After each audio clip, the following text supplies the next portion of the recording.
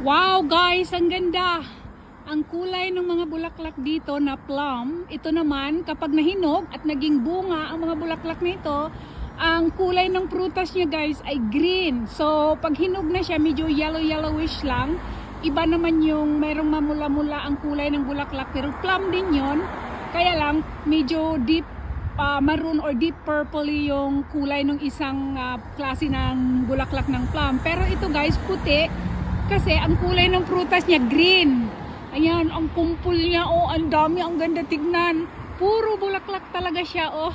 Wala kang makikitang mga maraming dahon. Meron ng mangilan-ngilan pero sa dulo lang.